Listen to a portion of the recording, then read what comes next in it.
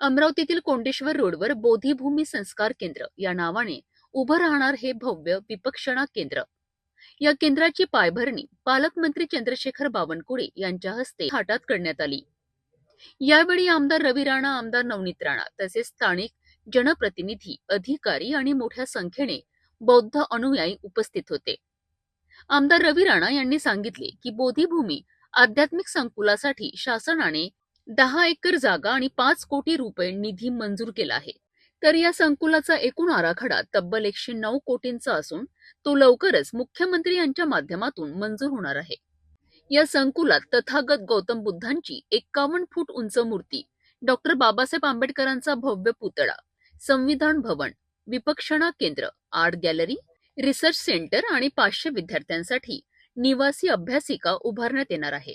या प्रकल्पातून अमरावतीत केवळ धार्मिक नव्हे तर सांस्कृतिक, शैक्षणिक आणि पर्यटन क्षेत्रातही नवी ओळख निर्माण होणार आहे, असा विश्वास आमदार रवी राणा यांनी व्यक्त केलाय. या पायाभरणी सोहळ्याला मोठ्या संख्येने नागरिक, महिला मंडळ, सामाजिक संस्था आणि बौद्ध अनुयायांची उपस्थिती होती. महामानव डॉक्टर बाबासाहेब आंबेडकर यांना वंदन करतो. आज सृजनशील शैक्षणिक सामाजिक सांस्कृतिक सेवा मंडळाच्या वतीने या भव्य दिव्य विपक्षणा केंद्राचा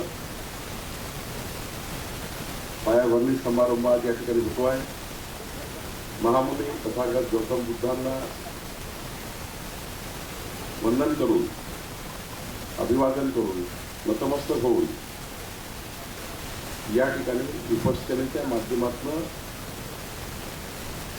आपल्या जीवनामध्ये एक परिवर्तन करण्याकरता, आपलं जीवन हे समाजाच्या शेवटच्या व्यक्तीच्या कल्याणाकरता आपलं जीवन आहे आणि आपल्या जीवनाचा मार्ग हा विपक्षतेच्या माध्यमातून सुदृढ करायचा.